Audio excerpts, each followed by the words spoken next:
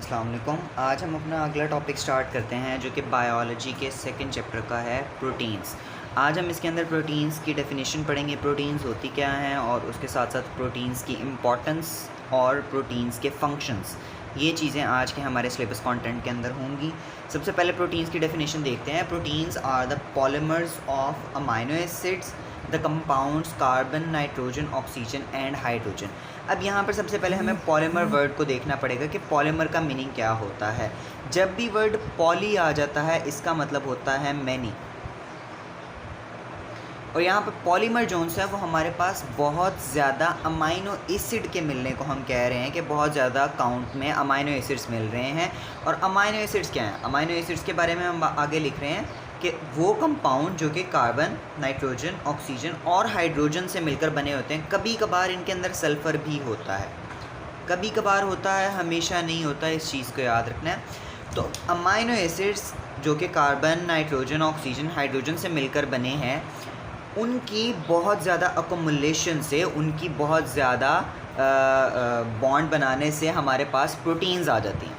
अब प्रोटीन्स का नॉमेनक्लेचर देखते हैं। प्रोटीन वर्ड जौन सा है वो एक ग्रीक वर्ड प्रोटियोस से निकला है, जिसका मतलब है प्राइमरी इम्पॉर्टेंस। प्राइमरी इम्पॉर्टेंस यानी कि ह्यूमन बॉडी के अंदर, एक एनिमल बॉडी के अंदर इसकी सबसे ज़्यादा इम्पॉर्टेंस देखी गई थी, इसकी सबसे ज़्यादा प्रेजेंस थी, इसके सबसे ज़्यादा फंक्शंस मौजूद थे। इसके बगैर ह्यूमन बॉडी या एक एनिमल बॉडी एग्जिस्ट नहीं कर सकती थी, जिसकी वजह से इसे प्राइमरी इम्पॉर्टेंस प्रोटियोस नाम दिया गया था। अब इसकी हम इम्पॉर्टेंस की तरफ आते हैं। सबसे पहले हम ये देखेंगे कि प्रोटीन्स जो सी हैं वो मोस्ट अबंडेंट होती हैं। अब यहाँ पर एक चीज़ याद रखनी है, मैं यहाँ पर ऑर्गेनिक कंपाउंड्स में मोस्ट अबंडेंट कह रहा हूँ, मैं as a whole organic plus inorganic नहीं कह रहा। अगर ऑर्गेनिक प्लस इनऑर्गेनिक कहूँगा तो फिर उसमें वाटर आएगा, लेकिन अगर सिर्फ ऑर्गेनिक कंपाउंड्स कहेंगे तो ऑर्गेनिक कंपाउंड्स में मोस्ट अबंडेंट जो सी होती हैं वो प्रोटीन्स होती हैं, वो एक सेल के अंदर हों या पूरे लिविंग ऑर्गेनिज्म के अंदर हों चाहे। Next one is dry weight. Dry weight होता क्या है? हमारी बॉडी के अंदर 100% मास है बॉडी का, इसमें 70% वाटर है। इस 70% वाटर को रिमूव कर दूं, अगर मैं इसे रिमूव कर दूं तो मेरे पास 30% ड्राई वेट होता है। ये जो मेरे पास बचेगा ये ड्राई वेट कहलाएगा। इस ड्राई वेट के अंदर से 50% यानी कि अगर इस ड्राई वेट को मैं कंसिडर करूं तो ये 100% है। इस 100% में से 50% सिर्फ प्रोटीन्स होती हैं। तो इससे हमें एक अकाउंट भी पता चल जाता है कि वाटर की जो प्रेजेंस है वो कितनी है और उसके साथ साथ प्रोटीन्स की प्रेजेंस कितनी है। इसके साथ ही आप लोगों को एक स्लाइड शो हो रही होगी।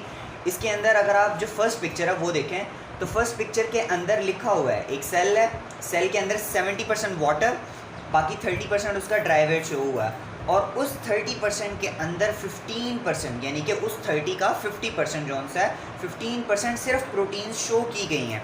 बाकी के 4% स्मॉल मॉलिक्यूल्स हैं, 6% आरएनए है, 2% फॉस्फोलिपिड्स हैं, 1% डीएनए है, 2% पॉलीसेकेराइड्स है। ये अमाउंट डिफ़र कर सकती हैं, लेकिन 50% यानी कि जो 15% हमारे पास आ रही है वो प्रोटीन्स की अमाउंट रहेगी। उसके बाद है हमारे पास प्रेजेंस। प्रोटीन्स हमारे पास हर सेल के अंदर और हर किस्म के डिफरेंट टाइप्स ऑफ सेल्स के अंदर भी एग्जिस्ट करेगी। अब आगे हम फंक्शंस पढ़ेंगे तो फंक्शंस के अंदर वहाँ पर बहुत सी ऐसी एग्जांपल्स आएंगी जहाँ पर आपको इस चीज़ से कंफर्म हो जाएगा कि प्रोटीन हर किस्म के सेल के अंदर मौजूद होती है, उसका आपको एक तरह का एविडेंस मिल जाएगा। तो सबसे पहले हम पढ़ते हैं cellular structures. Function of proteins के अंदर सेलुलर स्ट्रक्चर्स। प्रोटीन्स ऑलमोस्ट हर सेलुलर स्ट्रक्चर के अंदर मौजूद होती है। हर सेल के अंदर मौजूद जितने भी स्ट्रक्चर्स हैं उनके अंदर मौजूद होगी। उसमें से एक कॉमन एग्जांपल है माइक्रोट्यूब्यूल्स और माइक्रोफिलामेंट्स। माइक्रोट्यूब्यूल जोन सी हैं वो ट्यूबुलिन प्रोटीन की मदद से बनती हैं, और माइक्रोफिलामेंट्स जोन सी हैं वो एक्टिन प्रोटीन की मदद से बनती हैं। और यही प्रोटीन्स जोन सी हैं जब माइक्रोट्यूब्यूल और माइक्रोफिलामेंट्स बना रही हैं तो यही सेलुलर स्ट्रक्चर्स भी फॉर्म कर रही हैं जहाँ पे साइटोस्केलेटन बन रहा है। अब यहाँ पर आपको एक स्लाइड शो हो रही होगी जहाँ पर सबसे पहले माइक्रोफिलामेंट्स शो किया गया है। जो रेड वाली पिक्चर है उसके अंदर आपको माइक्रोफिलामेंट नज़र आ रहा होगा, और जो सेकंड पिक्चर है उसके अंदर आपको माइक्रोट्यूब्यूल नज़र आ रहे होंगे, जिसके अंदर माइक्रोट्यूब्यूल के डायग्राम के अंदर तो उसने अल्फ़ा ट्यूबुलिन और बीटा ट्यूबुलिन दोनों शो किए हुए हैं, दोनों रिप्रेजेंट हो रहे हैं कि दोनों प्रोटीन्स यहाँ पर जो प्रेजेंट हैं उसे भी उसने क्लासिफाई कर दिया है। नेक्स्ट चलते हैं जी, हमारे पास है एंजाइम्स। अच्छा, ऑल एंजाइम्स आर प्रोटीन्स। हर एंजाइम, जितने भी एंजाइम्स होते हैं हमारे पास वो प्रोटीन्स ही होते हैं। ये ज़रूर है कि कुछ एंजाइम्स ऐसे होते हैं जिनके साथ साथ प्रोटीन के साथ नॉन प्रोटीनेशियस पार्ट भी अटैच होता है, तो उनकी एग्जांपल्स भी मैंने लिख दी हैं एंजाइम्स की, अमाइलेज, ट्रिप्सिन, पेप्सिन, लाइपेज। अब एंजाइम्स जितने भी हैं वो प्रोटीन्स होंगे, ये चीज़ याद रखने के लिए ज़रूरी है। और यही एंजाइम्स जोन से हैं, इनकी मदद से ही मेटाबॉलिक एक्टिविटी कंट्रोल होती है, क्योंकि एंजाइम्स जहाँ पर प्रेजेंट होंगे वहाँ पर मेटाबॉलिज्म होगा, जहाँ पर एंजाइम्स प्रेजेंट नहीं होंगे वहाँ पर वो रिएक्शन नहीं होगा यानी कि, लेकिन वो इतना स्लो होगा कि हम उसे कहेंगे कि वो नहीं होगा, क्योंकि वो मिलियंस ऑफ टाइम स्लोअर हो जाएगा। मिलियंस ऑफ टाइम स्लोअर होने से मुराद है कि अगर एक चीज़ को 1 मिनट लग रहा है तो उसे अब करने में मिलियंस ऑफ मिनट्स लगेंगे, तो life almost cease to exist कर जाएगी। Next one is hormones. बहुत सारे हार्मोन्स हमारे पास ऐसे होते हैं जो कि हमारे पास प्रोटीन्स होते हैं, जिनमें से 2 एग्जांपल्स मैंने यहाँ पे लिख दी हैं, इंसुलिन और ग्लूकागोन। इंसुलिन आपको पता है जी, इंसुलिन वो हमारे पास हार्मोन है जो ग्लूकोज की कंसंट्रेशन है उसे कम करता है, और ग्लूकागोन ग्लाइकोजन को ग्लूकोज के अंदर कन्वर्ट करता है और ग्लूकोज की कंसंट्रेशन को बढ़ा देता है। अब यहाँ पर आपको एक और स्लाइड शो हो रही होगी जिसके अंदर मुख्तलिफ टाइप्स मैंने लिख दी हैं। अमाइन हार्मोन्स हैं, पेप्टाइड हार्मोन्स हैं, प्रोटीन हार्मोन्स और स्टेरॉयड हार्मोन्स हैं। तो यहाँ पर मैं प्रोटीन हार्मोन्स पे एक दफ़ा आपको फोकस करवाऊँगा। यहाँ पर हमारे पास ह्यूमन ग्रोथ हार्मोन है, ठीक है, ये भी इसकी एक एग्जांपल आ जाती है। इसके अलावा और भी एग्जांपल्स मौजूद हैं। अब ये डिफरेंट टाइप्स ऑफ क्लासिफिकेशन है, इसमें लिपिड हार्मोन्स भी होते हैं, स्टेरॉयड हार्मोन्स होते हैं, वो सारे भी एग्जिस्ट कर रहे होते हैं, लेकिन ये सिर्फ एक आइडिया देने के लिए आपको यहाँ पर ये स्लाइड शो करवाई गई है। Next one is carrier proteins. Body के अंदर बहुत सारी प्रोटीन्स ऐसी होती हैं जो कि एक सब्सटेंस को कैरी करके दूसरे सब्सटेंस तक, दूसरी प्लेस तक लेकर जाते हैं। अब इसके अंदर हमारे पास एक बड़ी ही मेजर एग्जांपल्स आती हैं। मेजर एग्जांपल में हमारे पास सबसे पहले आएगी हीमोग्लोबिन। हीमोग्लोबिन क्या करती है? हीमोग्लोबिन हमारे पास ऑक्सीजन की ट्रांसपोर्ट करवाती है, लंग से ऑक्सीजन कैरी करेगी, लंग से ये जाएगा हार्ट के अंदर, हार्ट से फिर पूरी बॉडी के अंदर जैसे जैसे ब्लड ट्रांसफ़र होगा वैसे वैसे हीमोग्लोबिन HbO2 बन के पूरी बॉडी के अंदर ऑक्सीजन ट्रांसफ़र कर देगा। उसके बाद हमारे पास मायोग्लोबिन होता है। मायोग्लोबिन मसल्स के अंदर एग्जिस्ट करता है और इसका काम भी बिल्कुल हीमोग्लोबिन की तरह होता है। सिर्फ फ़र्क ये आता है कि हीमोग्लोबिन पूरी बॉडी के अंदर ट्रैवल करता है ब्लड के थ्रू, लेकिन मायोग्लोबिन सिर्फ मसल्स के अंदर होता है। वर्ड मायो का मतलब ही मसल होता है, तो ये सिर्फ मसल्स के अंदर एग्जिस्ट करेगा। उसके बाद हमारे पास LTPs होती हैं। LTPs लिपिड्स ट्रांसफ़र के लिए यूज़ होती हैं।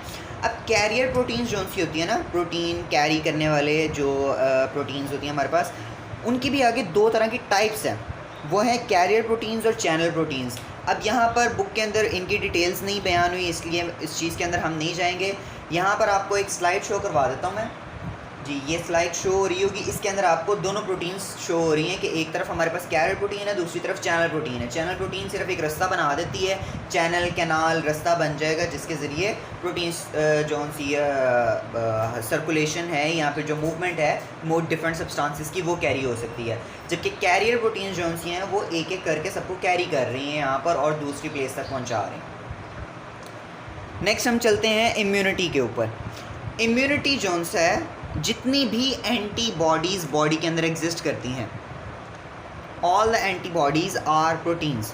तो जो एंटीबॉडीज़ होती हैं वही हमें डिज़ीज़ से बचा रही होती हैं, वही हमारी इम्यूनिटी होती है। इवन के जो पोलियो वैक्सीनेशन हो जाए या कोविड की वैक्सीनेशन है, तो उसमें भी हम एंटीबॉडी फॉर्मेशन पे फोकस कर रहे होते हैं कि एंटीबॉडीज़ फॉर्म होंगी तो उसी से इम्यूनिटी डेवलप होगी। The next one is blood clot. जब भी कोई इंजरी हो जाए तो उसके बाद ब्लड क्लॉटिंग जो है ये एक इंतहाई इम्पॉर्टेंट प्रोसेस होता है। ब्लड क्लॉटिंग के अंदर क्या होता है कि जैसे ही एक ज़ख़म होगा तो वहाँ पर ब्लड क्लॉट, खून का जमना स्टार्ट हो जाएगा ताकि बॉडी से एक्सेस ऑफ ब्लड रिमूव ना हो। कुछ हद तक ब्लड रिमूव होगा, लेकिन एक्सेस अमाउंट में अगर ब्लड रिमूव हो जाएगा तो ज़ाहिरी बात है बॉडी के अंदर ब्लड की कमी हो जाएगी, ऑक्सीजन कम हो जाएगा। तो इसके अंदर जो हमारे पास प्रोटीन्स यूज़ हो रही हैं वो फिब्रिनोजन, थ्रोम्बिन और प्रोथ्रोम्बिन, ये कॉमन टाइप्स आ जाती हैं। अब यहाँ पर आपको एक स्लाइड शो हो रही होगी जिसके अंदर आप ये देख सकते हैं कि क्लॉटिंग फैक्टर्स जो से होते हैं वो आपके पास आते हैं, प्रोथ्रोम्बिन के ऊपर एक्ट करते हैं और उसे थ्रोम्बिन बना देते हैं। थ्रोम्बिन जो है वो फिर फिब्रिनोजिन के ऊपर एक्ट करता है और उसे फिब्रिन बना देता है, और वही फिब्रिन जो है फिर बाद में ब्लड क्लॉट फॉर्म कर रहा होता है। Next one is movement. Movement of organs and organisms and movement of chromosomes during anaphase of cell division are caused by proteins. अब इसके अंदर मैं जो क्रोमोसोम्स की है मूवमेंट ऑफ क्रोमोसोम्स, इसके ऊपर ज़्यादा फोकस करूँगा क्योंकि ये आप लोगों ने कुछ हद तक पढ़ा होगा तो आप लोगों को कुछ ना कुछ अंदाज़ा हो जाएगा इसका कि सेल डिवीजन के अंदर हमारे पास क्या होता है। हमारे पास एक सेल मौजूद है, हमारे पास ये सेल मौजूद है और यहाँ से स्पिंडल फाइबर्स निकल रही होती हैं जो कि यहाँ पर क्रोमोसोम्स को एनाफेज के दौरान सेपरेट कर रही होती हैं। तो ये स्पिंडल फाइबर्स जोन सी होती हैं ये प्रोटीन्स की बनी हुई होती हैं और इसी तरीके से सेल के अंदर मूवमेंट हो रही होती है क्रोमोसोम्स की। एट द एंड एक दफ़ा एक स्ट्रक्चरल एनालिसिस के तौर पे आपको एक ग्राफिकल एनालिसिस के तौर पे बल्कि एक पिक्चर शो कर दी गई है जिसके अंदर सारी प्रोटीन्स और उसके फंक्शंस लिखे हुए हैं। सबसे पहले स्ट्रक्चर एंड मैकेनिक्स में एक्टिन, मायोसिन और ट्रोपोनिन लिखा हुआ है। एंजाइम्स में ट्रिप्सिन, पेप्सिन, डीएनए पॉलीमरेसेस होते हैं, हार्मोन्स होते हैं हमारे पास। फिर उसके बाद सिग्नलिंग मॉलिक्यूल्स होते हैं, एंटीबॉडीज़ होती हैं, फ्लूइड बैलेंस होता है, एसिड बेस बैलेंस होता है, चैनल्स एंड पंप्स होते हैं, ट्रांसपोर्ट फंक्शंस होते हैं। ये तमाम फंक्शंस जोन से हैं ये एक प्रोटीन परफॉर्म कर रही होती है। अब नेक्स्ट हमने ये पढ़ना है कि अमाइनो एसिड्स क्या होते हैं। हमने डेफिनेशन के स्टार्ट में पढ़ा था कि अमाइनो एसिड्स प्रोटीन्स बनाते हैं, लेकिन अमाइनो एसिड्स होते क्या हैं, उनकी फॉर्मेशन कैसे होती है, उनकी डिटेल अभी रहती है। तो अमाइनो एसिड्स के बारे में हम देखते हैं कि हमारे पास टोटल अमाइनो एसिड्स जोन से हैं वो होते हैं 170। ये टोटल काउंट है, जिसमें से वो अमाइनो एसिड्स जो प्रोटीन्स बनाते हैं वो सिर्फ 25 हैं। लेकिन यहाँ पर भी एक इंटरेस्टिंग चीज़ है, वो ये है कि जो मोस्टली प्रोटीन्स बनती हैं वो सिर्फ 20 अमाइनो एसिड से बनती हैं, वो 25 से नहीं बनती। तो मोस्टली प्रोटीन्स जो फॉर्म होंगी वो सिर्फ 20 अमाइनो एसिड से होंगी और इन 20 अमाइनो एसिड्स के ज़रिए हम अबाउट 1 मिलियन प्रोटीन्स बना सकते हैं। तो एक अमाइनो एसिड का नॉर्मल फंक्शन हम देखते हैं। यहाँ पे हमारे पास अमाइनो एसिड का नॉर्मल स्ट्रक्चर देखते हैं। हमारे पास अमाइनो एसिड क्या होता है, हमारे पास एक कार्बन होता है, इस कार्बन को हम बोलते हैं अल्फ़ा कार्बन। अल्फ़ा कार्बन बोलेंगे हम इसे। इसके साथ 2 फंक्शनल ग्रुप्स अटैच्ड हैं। First one is carboxylic acid COOH, या फिर अगर मैं इसे लिखूं तो C+OH। ये फंक्शनल ग्रुप एक अटैच होगा, जबकि इसकी लेफ़्ट साइड के ऊपर अगर हम देखें तो यहाँ पर हमारे पास अमाइन ग्रुप अटैच होता है। अमोनिया से डेरिवेटिव जो होता है NH3 से हमारे पास NH2 आता है और ये NH2 यहाँ पर अटैच होगा। और ये 2 हमारे पास अब सेपरेट जो मौजूद हैं, ये फंक्शनल ग्रुप्स डिफरेंट। एक हाइड्रोजन होगा, second one will be alkyl. This group is always called alkyl.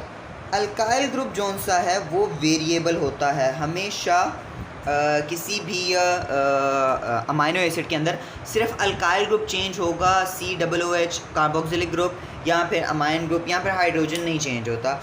अब जो अल्काइल ग्रुप है हमारे पास ये वेरिएबल हो सकता है। इसमें हाइड्रोजन आ सकता है, इसमें CH3 आ सकता है, इसमें C2H5 आ सकता है, इसमें C3H7 आ सकता है।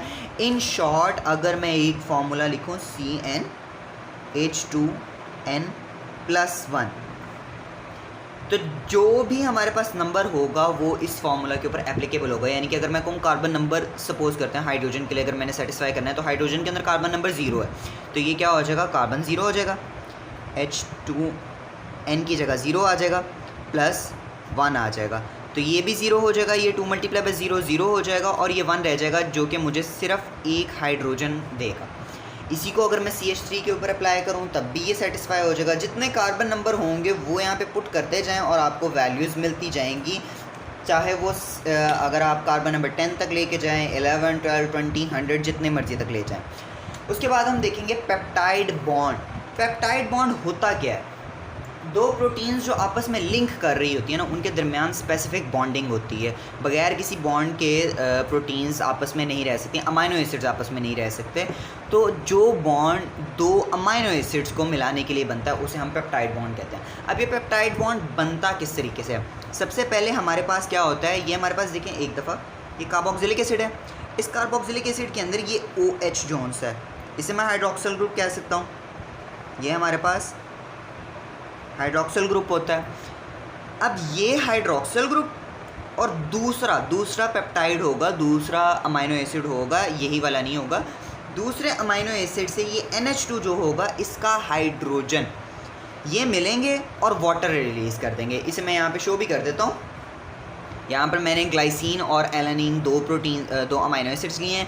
ग्लाइसिन में हमारे पास जो R ग्रुप है वो H होता है, जबकि एलानिन के अंदर हमारे पास R ग्रुप की जो वैल्यू होती है वो CH3 होती है। अब यहाँ पर C डबल बॉन्ड OH को देखें, यहाँ पर OH हाइड्रोक्सिल ग्रुप जोन सा है, कार्बोक्सिलिक ग्रुप का हाइड्रोक्सिल ग्रुप, और अमाइन ग्रुप का सिर्फ हाइड्रोजन, ये मिलेंगे और H और OH ये मिलके H2O रिलीज़ कर देंगे। इसे नेक्स्ट पेज पे मैंने लिखा हुआ है, लेकिन यहाँ पर एक दफ़ा दोबारा कंफर्म करवा रहा हूँ। यहाँ पर हमारे पास H2O रिलीज़ होगा और H2O रिलीज़ होने के बाद हमारे पास यहाँ पर एक बॉन्ड बन जाएगा कार्बन और नाइट्रोजन के दरमियान। इस बॉन्ड को हम बोलेंगे पेप्टाइड बॉन्ड। ये यहाँ पर हमारे पास कहलाएगा पेप्टाइड बॉन्ड। अब एक दफ़ा से इसी पेप्टाइड बॉन्ड की डेफिनेशन जो सी है वो यहाँ पे मैं पढ़ता हूँ। The linkage between the hydroxyl group of carboxylic group, carboxylic group का जो हाइड्रोक्सिल ग्रुप होगा हमारे पास, वो यहाँ पर अमोनिया ग्रुप का जो हाइड्रोजन होगा, यही डायग्राम के अंदर वही OH और अमोनिया ग्रुप का हाइड्रोजन ये मिलेंगे और हमारे पास वाटर रिलीज़ करेंगे और पेप्टाइड बॉन्ड यहाँ पर बन जाएगा। अब यहाँ पर कुछ चीज़ें नोट करने वाली हैं। उनमें से पहली चीज़ ये है कि हमारे पास जो ग्लाइसिन और एलानिन ये दोनों मिले थे, तो हमारे पास जो नया कंपाउंड बनेगा उसे हम ग्लाइसिल एलानिन बोल रहे हैं, दोनों को मिला के ग्लाइसिल एलानिन। और हमारे पास ग्लाइसिन एक पेप्टाइड था, एलानिन दूसरा पेप्टाइड है, तो ये दोनों मिलके हमारे पास डाईपेप्टाइड बनाएंगे, दो पेप्टाइड, डाईपेप्टाइड, दो पेप्टाइड। लेकिन इस डाईपेप्टाइड के अंदर जो बॉन्ड है, पेप्टाइड बॉन्ड, वो सिर्फ एक है, वो ज़्यादा नहीं है, वो सिर्फ एक है। तो यही चीज़ अब यहाँ पर हम देखते हैं कि हमारे पास डाईपेप्टाइड के अंदर दो प्रोटीन्स होंगी, लेकिन पेप्टाइड बॉन्ड एक ही होगा। सेम इसी तरीके से ट्राईपेप्टाइड है, प्रोटीन्स 3 हो जाएंगी, लेकिन पेप्टाइड बॉन्ड 2 होंगे। यानी कि जितनी प्रोटीन्स, जितने अमाइनो एसिड मिल रहे हैं, यहाँ पे अमाइनो एसिड बल्कि ज़्यादा बेटर वर्ड है, जितने अमाइनो एसिड मिल रहे हैं वो अमाइनो एसिड्स, उनमें से एक नंबर अगर हम लेस कर देते हैं तो हमारे पास पेप्टाइड बॉन्ड्स की काउंट आ जाती है। डाईपेप्टाइड में एक पेप्टाइड बॉन्ड होगा, ट्राईपेप्टाइड के अंदर 2 पेप्टाइड बॉन्ड होंगे, टेट्रापेप्टाइड के अंदर 3 पेप्टाइड बॉन्ड्स होंगे। अब यहाँ पर आपको एक स्लाइड शो हो रही होगी जहाँ पर यही ग्लाइसिन और एलानिन का जो सा है एक स्ट्रक्चर भी शो करेंगे, लेकिन यहाँ पर हम एक नॉर्मल अल्काइल ग्रुप के साथ हम शो कर रहे हैं। हमारे पास देखें एक जो अमाइनो एसिड है उसका हाइड्रोक्सिल ग्रुप का, कार्बोक्सिलिक ग्रुप का हाइड्रोक्सिल ग्रुप जो OH है, और दूसरी तरफ जो NH2 है उसका हाइड्रोजन, अमाइनो ग्रुप का हाइड्रोजन है, वो दोनों मिलके वाटर रिलीज़ कर रहे हैं। और वाटर रिलीज़ होने के बाद हमारे पास एक नया डाईपेप्टाइड बन रहा है, और इस डाईपेप्टाइड की फॉर्मेशन के लिए जो बॉन्ड हमारे पास बन रहा है उसे हम यहाँ पे पेप्टाइड बॉन्ड बोल रहे हैं। यहाँ तक हमारा ये लेक्चर कंक्लूड होता है। आई होप सो सबको समझ आ गई होगी। इसके बाद हमारा नेक्स्ट टॉपिक जौन सा होगा वो प्रोटीन के स्ट्रक्चर्स पर होगा। प्राइमरी, सेकेंडरी और टर्शरी और क्वाटरनरी स्ट्रक्चर्स होंगे, हम उन्हें एक्सप्लेन करेंगे। तो होप सो सबको ये समझ आ गई होगी। तो अगर किसी को लेक्चर की समझ आई हो तो प्लीज़ इसे लाइक करें, शेयर करें और सब्सक्राइब ज़रूर करें चैनल को। Thank you. अल्लाह हाफ़िज़।